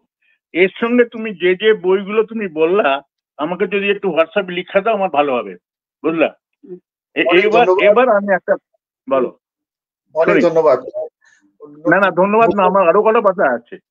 এবার তখন আমি একটু রেসপন্স করে নিই। সেটা হলো যে মুজফফর আহমেদের যে কাজী নজরুল ইসলাম স্মৃতি কথা, এইটাই আসলে আমাদের কাছে একেবারে জীবনীর চেয়ে ওয়ার্দি কোনো একটা বই। কারণ হলো যে এইখানে তিনি যদিও বলেছেন যে এটা স্মৃতি কথা, কিন্তু এর প্রতিটা মানে বিষয়ই তিনি লেখার আগে এগুলো যাচাই বাছাই করে লিখেছেন। সেটা নজরুল যখন তার সান্নিধ্যে এসেছেন ওই সময় থেকে নজরুলের বিদায় পর্যন্ত যতগুলো তার এই স্মৃতি কথায় আছে, অবশ্যই এটি একটি অথেন্টিক বই, এতে কোনো সন্দেহ নেই। আর বাকিগুলো আমি আপনার কাছে মানে হোয়াটসঅ্যাপে। না না, রফিকুল ইসলামের বইটা তোমার কেমন লাগে? রফিকুল ইসলাম, এখন রফিকুল ইসলাম মানে বাংলাদেশে নজরুল গবেষণার একজন পথিকৃৎ। তো বাংলাদেশে নজরুলকে যতটুকু পাওয়া যায় তাতে রফিকুল ইসলামের অবদান অনেকখানি। তিনি দীর্ঘকাল নজরুল চর্চায় নিয়োজিত ছিলেন এবং বাংলাদেশে মনে হয়, আমার এইটা ভুলও হতে পারে, যে নজরুলের উপরে প্রথম পিএইচডি ডিগ্রি তিনিই অর্জন করেন অধ্যাপক আব্দুল হাইয়ের মানে অধীনে। মানে অধ্যাপক আব্দুল হাই ছিলেন তার ভাষাবিজ্ঞানী, অধ্যাপক আব্দুল হাই ছিলেন তার সুপারভাইজার, এবং তিনি নজরুলের উপরে প্রথম পিএইচডি ডিগ্রি অর্জন করেন এই বাংলাদেশে। তো নজরুলের প্রতি তার নিষ্ঠা আছে। তার ওইখানে মানে তার গ্রন্থেও তথ্যের কিছু কিছু সংশোধন তিনি কিন্তু নিজে করে গেছেন। মানে প্রথম যে গ্রন্থটি রচনা করেছেন এর লাস্ট এডিশন পর্যন্ত তিনি কিছু কিছু ক্ষেত্রে এডিশন করে গেছেন। এই এখানে যেমন ওই যে প্রমীলা সেনগুপ্তের সাথে তার বিবাহ তো ঠিক আছে, কিন্তু ওই যে নার্গিস আসার খানমের সাথে তার বিবাহ রফিক স্যার এটা স্বীকার করতেন না। তো এখন এটার তো আর মীমাংসা আমরা কেউ দিতে পারবো না, কেউই আমরা সাক্ষী নই। অনেকেই রফিক স্যারের এই তথ্যকেই স্বীকৃতি দেন যে নার্গিসের সাথে নজরুলের আসলে ওইভাবে প্রথাগতভাবে বিবাহ হয়নি। এটা মুজফফর আহমেদের বইও আছে এবং রফিক স্যারও এই তথ্যই তার গ্রন্থে সন্নিবিষ্ট করেছেন। এখন এটার মীমাংসা তো আমাদের দেওয়া খুবই কঠিন। আমি একটু বলো। আমি থামি। আচ্ছা, এবার আমি একটু বলি। তুমি যে কথাটা বললে যে গবেষক না, আগে আমরা উপাসক হই, তখন না গবেষক অনেক জানার আছে, আগে উপাসক, প্রথমেই উপাসক হয়ে যায় সবাই। যাই হোক, এবার আমি একটা কথা বলি নজরুলের সম্বন্ধে। নজরুল, আমরা তখন দক্ষিণেশ্বর আমাদের ভাড়া বাড়ি ছিল চৌধুরী পাড়ায়। তা আমার দাদু রিটায়ারমেন্টের পরে গৌরিক বসন ধারণ করতেন, সপাকে খেতেন, কিন্তু ও নজরুলের শ্যামা সঙ্গীত শুনে তুমি এতই যে এর মতন যে কালী শ্যামা সঙ্গীত লিখতে পারে, সে আবার হিন্দু মুসলমান কি? সে তো আগে মানুষে তাকেই পাশে বসিয়ে খাওয়াতেন। আর নজরুল খুব আমাদের বাড়িতে যেতেন। আর কথা বলি, ওখানে একটা আমাদের দক্ষিণেশ্বরে তখন সব ব্রাহ্মণ প্রধান ছিল, তারা একটা সার্বজনীন পুজো করলো, কিন্তু তারা ব্রাহ্মণ বা উঁচু জাতের মানে হিন্দু বাঙালিদের মধ্যে উঁচু জাতের লোকদের নিয়ে তারা পুজো করলো। তখন কাছে নিচু জাতের লোকরা তার টাকা থাকলেও বাদ হয়ে গেল।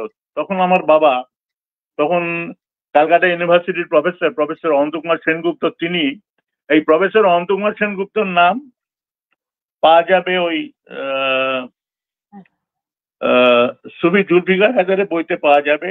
ওই ইয়ের প্রথম বইটাই ছিল আমাদের কমরেড মুজফর আহমেদের। তো যাই হোক, এরা ঠিক করলে যে সঠিক করে তো একটা, এরা তো ঠিক সার্বজনিক হচ্ছে না, তো করলেন কি একেবারে নিচু স্তরের মন্ডল বা একেবারে শ্মশানের যারা ডোম টোম যাদের বলে, বা যারা মানুষ, এমনকি মুসলমানদের নিয়েও একটা, সবাইকে নিয়ে একটা সার্বজনিক পুজো তৈরি হলো। সেই পুজো উদ্বোধন করতে গিয়েছেন কাজী নজরুল ইসলাম। এবার তখন একটু বৃষ্টি নামলো, তখন ব্রাহ্মণরা বললো, এই দেখো ঠিক উপর থেকে সর্বশক্তিমান তোমাদের বাধা দিলেন যে এই তো এরা তুমি করতে পারো না। তাই একটু পরে বৃষ্টি থেমে গেল, আবহাওয়া আরো ভালো হয়ে গেল এবং খুব ভালোভাবেই চললো। এটা গেল একটা কথা। আর আমার কাকিমা, আমার যখন দাদু মারা যান, তখনও গিয়ে উনি শ্যামা সঙ্গীত শুনিয়ে এসেছিলেন ওদের এত নিজেদের মধ্যে।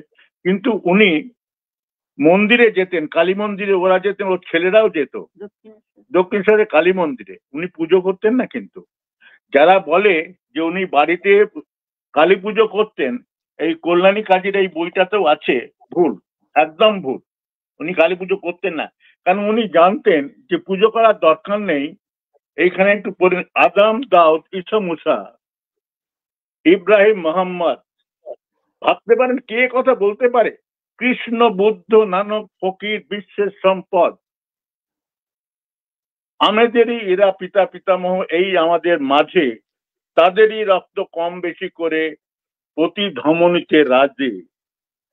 আমরা তাদেরই সন্তান, আমরা ভগবানের সন্তান, আল্লাহ সন্তান, কৃষ্ণের। একথা কে বলতে পারে নজরুল ছাড়া?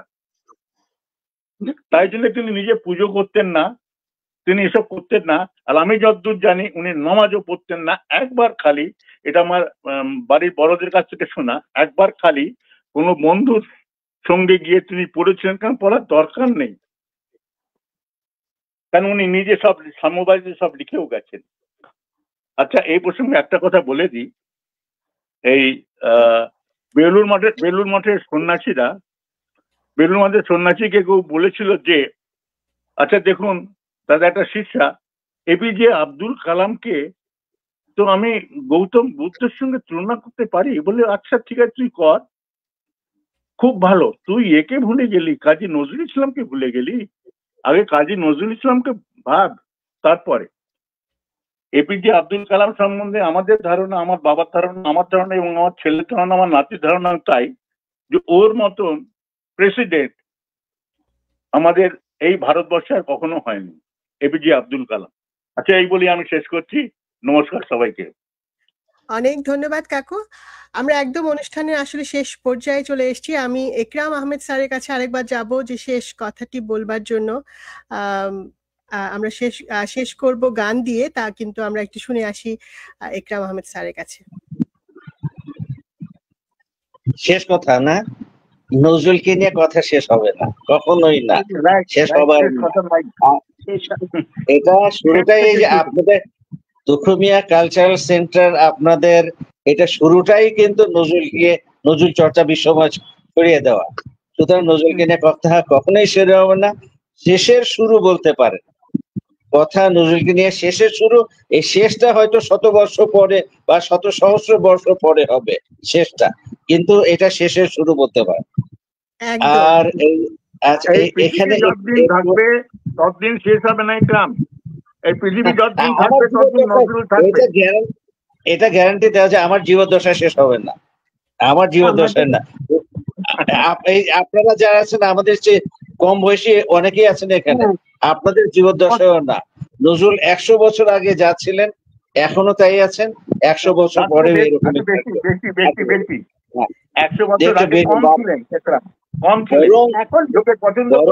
নজরুল চর্চা, নজরুলের লেখাগুলা অনুবাদ যত বেশি হবে, নজরুল চর্চা আরো বেশি বাড়বে, বিভিন্ন ভাষায় যত হবে তত বেশি বাড়বে।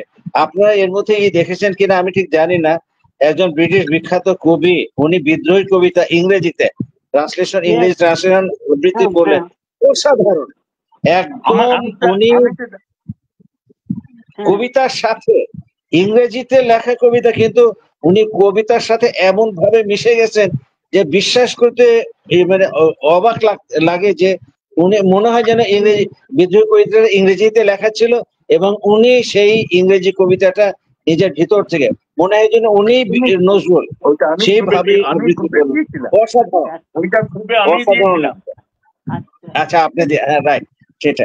আচ্ছা এখানে একটুখানি সামান্য যোগ করা, সেটা হলো নজরুল সম্বন্ধে যে বিভিন্ন রকম তথ্য পাওয়া যায়, আসলে কি যে নজরুল সম্বন্ধে তথ্য যেগুলো আসে সেগুলো তো সেকেন্ডারি সোর্স। আমরা নজরুল সম্বন্ধে যাদের লেখা ছিল সবচেয়ে অথেন্টিক সোর্স হলো মোহাম্মদ মুজাফর আহমদ, নজরুলের সাথে যিনি ছিলেন সব সময়টা। এর পাশাপাশি যদি দেখি নজরুলের বন্ধু বান্ধব যারা আছেন, যেমন এই যে নলিনীকান্ত সরকার, পবিত্র গঙ্গোপাধ্যায়, শৈলজানন্দ, তারপরে সহকর্মী যারা ছিল সাহিত্যিকদের মধ্যে প্রেমেন্দ্র মিত্র, তারাশঙ্কর বন্দ্যোপাধ্যায়, নজরুলের সমসাময়িক, ওনারা নজরুল সম্বন্ধে কিছু কিছু লিখছেন। বুদ্ধদেব বসু, প্রতিভা বসু, ওনাদের লেখা ওখান থেকে যা পাওয়া যায় বেশ ওইগুলা যথেষ্ট অথেন্টিক। আর এই যে নজরুলের দারিদ্র নিয়ে যে জিনিসগুলো বলা হয়, আয়াতুল্লাহ সাহেবের সাথে আমি 100% একমত। এটা নজরুল যেসব জায়গায় কাজ করে গেছেন জীবিকার জন্য কোথাও না। নজরুল অনেকটা খেয়ালি ছিলেন। খেয়ালে উনি কখনো রেলওয়ের গার্ডের বাসায় কাজ করছেন, রুটির দোকানে কাজ করছেন, কখনোই অভাবে পড়ে খাওয়া জোটে না উনি ওখানে গেছেন, এইটা একেবারে সত্যি কথা না, একেবারে সত্যি না। আপনার যদি আর একটা জিনিস দেখেন, নজরুল যখন আর্মিতে যান 1917 সনে, নজরুলের বয়স কত ছিল? 18 বছর। এবং নজরুল তখন এখনকার এসএসসি বলে যেটা এন্ট্রান্স পরীক্ষার জন্য তখন উনি তৈরি হচ্ছিলেন, 18 বছর। এখনো গ্রামের ছেলেরা 17-18 বছরেই এসএসসি পরীক্ষা দেয়। নজরুলের লেখাপড়ায় কিন্তু কোনো হয় না, স্কুল চেঞ্জ করছেন, জায়গা চেঞ্জ করছেন, লেখাপড়ায় কোনো ঘাটতি ছিল না। কিভাবে সম্ভব? এটাই ওনার মানসিকতা ছিল, ওইরকম ভাবে জানতে হবে, শিখতে হবে, ওইভাবেই ওনার ভিতরের তাগিদটা ছিল, ওনার প্রতিভার স্ফুরণ ওই সময় থেকেই বাইরের দিকে চলে আসছে, সেটা উনি নিজে টের পাইতেন। এর জন্য ওনার স্থান যে লেটো দলেই চিরকাল না, রুটির দোকানে না, রেলের গার্ডের ওখানে না, উনি জানেন যে উনি বড় হবেন। কবিতা গানের যে কথাগুলা, সেই কথাগুলা যেগুলো উদ্ধার করা গেছে, একটু দেখলেই বোঝা যাবে যে নজরুলের দৃষ্টি অনেক দূরে, নজরুলের দৃষ্টি একদম সীমিত অবস্থায় অনেক দূরে রয়েছে। এই নজরুল অনাবিষ্কৃত, আমাদের চেষ্টা থাকবে। আর দুখুমিয়া কালচারাল সেন্টারের কাছেও আমার অনুরোধ থাকবে, আপনাদের উদ্যোগ খুব ভালো, আরো করব যে নজরুল চর্চাটা যাতে আরো বেশি ছড়ানো যায়। আমার একটু সৌভাগ্য আছে, এই যে অসুবিধা আপনাকে জানাই, এই যে আমার যে 3টা সংকলনে কিন্তু উইনস্টন ল্যাংলি সাহেবের লেখা আছে। প্রথম দ্বিতীয় ছিল, তৃতীয়টায় ল্যাংলি সাহেবের লেখা আছে, প্রথমটা র্যাচেল ম্যাকডরমাটের ছিল, আর আমার 3টা সংকলনেই সাজেদ কামাল ভাইয়ের লেখা আছে, আর গুলশানের আপনারও লেখা আছে। উনি 4 তারিখে আসবেন, আমাদের প্রকাশনা উৎসব উনি থাকবেন, ওনার সাথে আমার কথা হয়েছে, উনি থাকবেন। প্রকাশনা উৎসব সম্ভবত 9 বা 10 তারিখে করবো আমরা। এটা তোমরাও কাজ করে যাও, এগিয়ে যাও। সুপর্ণা এবং জিনা, আপনাদের ধন্যবাদ, খুব ভালো উদ্যোগ। চলুক, আমরা যখন যেভাবে পারি সাপোর্ট দেওয়ার চেষ্টা করবো। নিশ্চয়। অনেক ধন্যবাদ। আমি হায়াতুল্লাহকে পেয়ে খুব খুশি হলাম, বহুদিন পরে হায়াতুল্লাহকে দেখলাম। এবার একটু মাঝে মাঝে কথা বললো হায়াতুল্লাহ সাহেব, একটু মাঝে মাঝে যেন কথা শুনি, প্রতিদিন কেন পাই না। হায়াতুল্লাহ সাহেব নীরব কর্মী। আপনার কি জানা আছে হায়াতুল্লাহ সাহেব নজরুলের উপরে হায়াতুল্লাহ সাহেবের 9টা না 10টা বই আছে নজরুলের উপরে, শুধু নজরুলকে নিয়ে লেখা। কয়টা হায়াতুল্লাহ? কয়টা? আমি কি নজরুলকে নিয়ে লেখা হায়াতুল্লাহ সাহেব, নজরুলকে নিয়ে লেখা আপনার কয়টা বই? 9টা না 10টা? স্যার 10টা স্যার, আর ওই এর মধ্যে ল্যাংলির অনুবাদ 2টা আছে। ল্যাংলির 2টা ইংরেজি বইয়ের অনুবাদই আমি করেছি, আর একটা বাংলা একাডেমিতে স্ক্রিপ্ট জমা দেওয়া আছে, হয়তো সেইটিও প্রকাশ হবে, সেটিও আমরা মানে ইয়াতে করব। তো এই ফাঁকে একটুখানি বলে নেই, হায়াতুল্লাহ সাহেব যে নজরুল জীবনীর কথা বললেন, ওনার তৈরি করা, উনি এবং আরেকজন দুজনে মিলে, আমার সৌভাগ্য হয়েছিল ওইটা পাণ্ডুলিপি পর্যায়ে দেখার। অসাধারণ একটা বই, নজরুল জীবনী। ওই নজরুল জীবনী যদি কেউ জানতে চান, আমার মনে হয় সর্বশেষ সংযোজন হায়াতুল্লাহ সাহেবের এই বইটা, এটা দেখলে পারি নজরুলকে খুব ভালো মতো চেনা যাবে। বইয়ের নামগুলো দিয়ে দেবেন, এই বইয়ের নামগুলো দিয়ে দেবেন। হ্যাঁ, আমাদের একটি আমাদের যে দুখুমিয়া প্ল্যাটফর্মে, ওখানে যদি আপনারা একটি বলে দেন, জানিয়ে দেন যে কোথায় পাওয়া যাবে, তাহলে আমাদের সকল মেম্বাররা, সদস্যরা জানতে পারবে। ধন্যবাদ। সুবর্ণা তো এখন ঢাকায় আছেন। আপনি কতদিন আছেন? আপনি কতদিন থাকবেন? নভেম্বর পর্যন্ত আছি। নভেম্বর। আপনি অবশ্যই যে আমাদের প্রকাশন উৎসবে থাকবেন, আপনাকে জানান হবে। এটা সম্ভবত 9 বা 10 তারিখ সেপ্টেম্বরে চ্যানেল আই স্টুডিওতে হবে, সরাসরি প্রচার হবে এটা অনুষ্ঠানটা। আপনি থাকবেন, সম্ভবত সাজেদ কামাল ভাই ওখানে চিফ গেস্ট হিসেবে থাকবেন। উনি থাকতে রাজি হয়েছেন, কিন্তু ওনাকে বলা হয়নি যে আপনি চিফ গেস্ট, উনি থাকবেন, ওনাকে চিফ গেস্ট করবেন। এটা কিন্তু লাইভে যাবে, এখানে কিন্তু বলা হলো আমরাও দেখতে চাই। ওটা লাইভে যাবে, ওটা লাইভ হবে, চ্যানেল আইতে লাইভ হবে এটা। আচ্ছা, আমি এবার ইসমত জাহানকে বলবো যে শেষ কথা, মানে আজকের অনুষ্ঠানে শেষ কথা, এটি তো আমাদের চলার শুরু অবশ্যই, এবং আগামীতে আরো আমরা নজরুলকে নিয়ে কথা বলবো। তো আমি আজকে এখন শুনতে চাই ইসমত জাহানকে। আচ্ছা, আমি একটা কথা বলি। হ্যালো, আমি তোমাদের এই অনুষ্ঠানে যে কথা এবং আলোচনাগুলো শুনলাম, এত মুগ্ধ হয়েছি প্রত্যেকের কথা। এই দুই আমার অচেনা নয়, এরা কেউ হয়তো একরাম সাহেব আছেন, সাহেব মানে অনেক ছোট আমাদের থেকে, কিন্তু এত ভালো লেগেছে। 15ই ফেব্রুয়ারি দেখা হয়েছিল এই দুজনের সঙ্গে, আর এত পরিষ্কার করে আপনারা বলেছেন যে এটা প্রচারটা এত ভালো হয়েছে, লোকে যেন প্রত্যেকে এটা দেখতে পায়, সেই ব্যবস্থা আমরা করব। মানে যত শেয়ার করতে পারা যায় আমরা চেষ্টা করব, এবং যাতে আপনাদের এই বক্তব্যগুলো তারা যেন পড়তে পারে বা শুনতে পারে। এই অশেষ ধন্যবাদ তোমাদের দুজনকে, দুই সুপর্ণা আর ইয়েকে খুব ভালো বলেছো, তোমাদের সঞ্চালনাও খুব সুন্দর হয়েছে। আজকে আমি এখান থেকে বিদায় নিচ্ছি, নমস্কার জানি, ধন্যবাদ। আমাকে একটু ক্ষমা চাইবেন, আমি একটু ক্ষমা চাই, মানে ওই যে কিছু কথায় যদি হার্ট হয়ে থাকেন তাহলে আমাকে মাফ করে দিয়ে।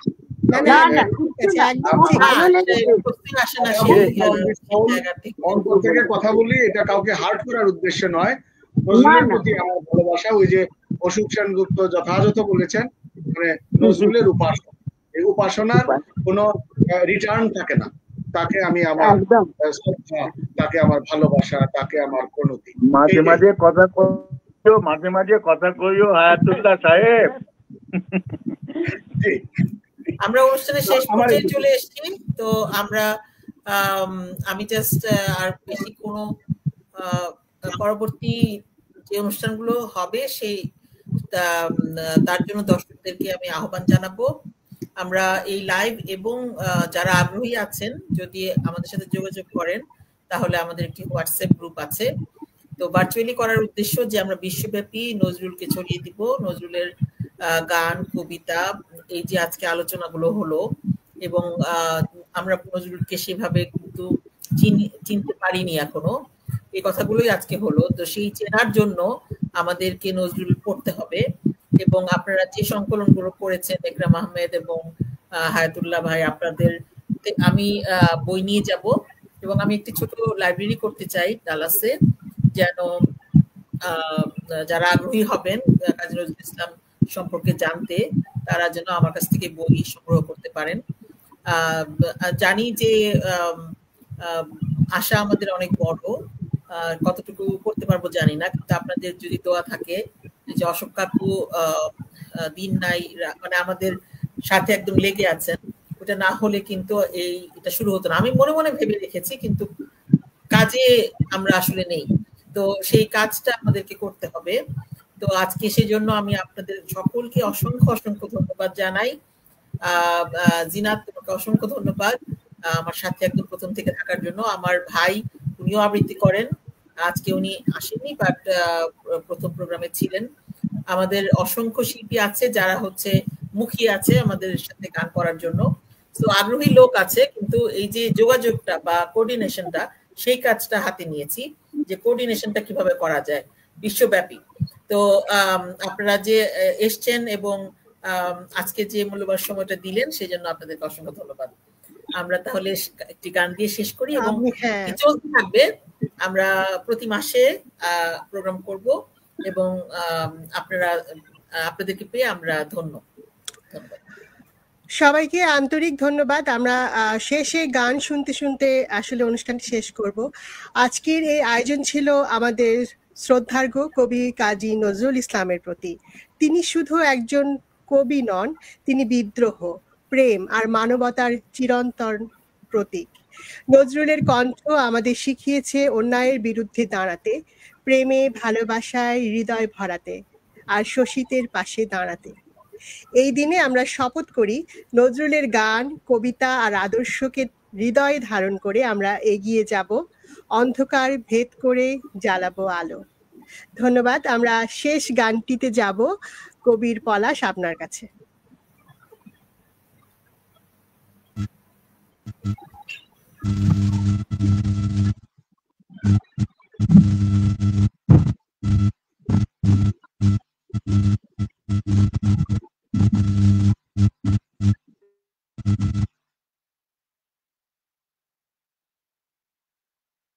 আমরা আপনাকে শুনতে পাচ্ছি না, অডিওটায় সমস্যা হচ্ছে, দেখে নিতে পারেন।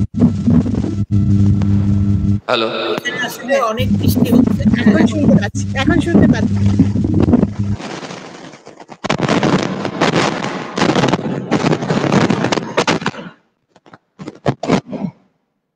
এখন শোনা যাচ্ছে?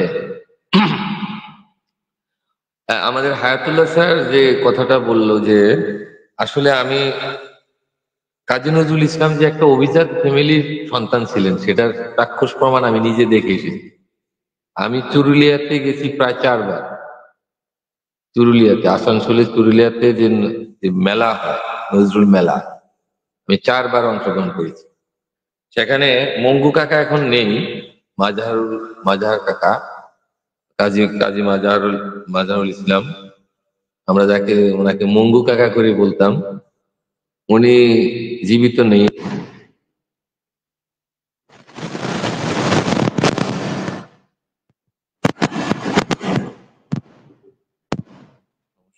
হ্যালো, ওই যে আসানসোলে নজরুল মেলার যে মাঠটা, তার পাশে একটা যুব সংঘ নামে একটা বিশাল একটা অডিটোরিয়াম বিল্ডিং আছে, সেখানে আমরা থাকতাম।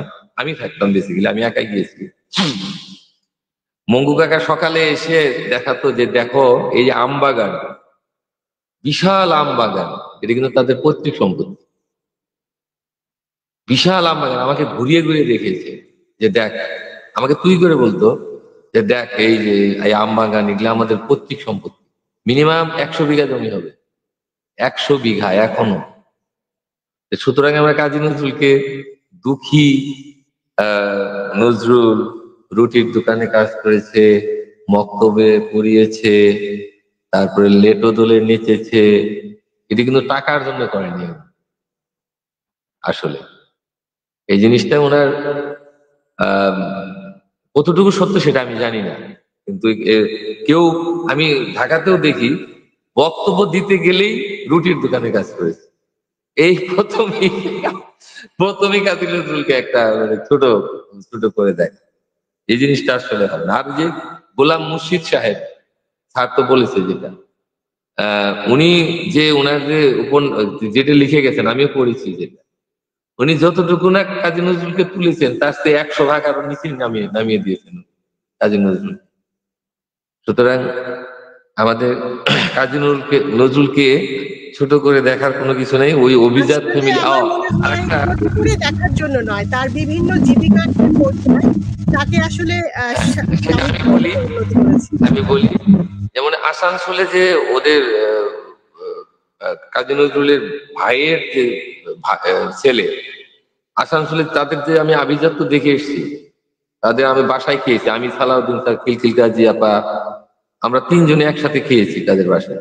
কি আভিজাত্য, কি বিল্ড তাদেরই।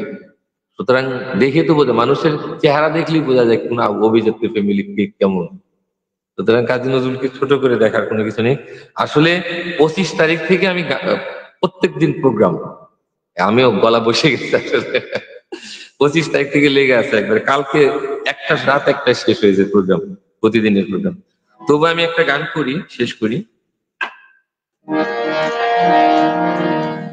আমায় নহি গো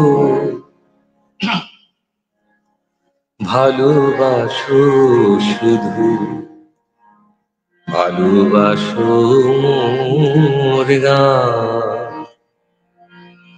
বনের পাখি রে হে চিনে রাখি, বনের পাখি রে হে চিনে রাখি, গান হলে অবসান। ভালোবাসো মোর গান, আমায় নহি গো ভালোবাসো শুধু, ভালোবাসো মোর গান। চাঁদে রেখে চায় জোছনা সবাই যাচ্ছে, গীত শেষে বিনা পড়ে থাকে ধুলি মাঝে। তুমি বুঝিবে না, বুঝিবে না, আলো দিতে কত পড়ে, কত প্রদীপের প্রাণ। ভালোবাসো মোর গান, আমায় নহি গো ভালোবাসো শুধু, ভালোবাসো মোর গান। আমি শেষ করছি গান, আসলে গলাটাও একটু ধরে গেছে। সবাইকে অসংখ্য ধন্যবাদ।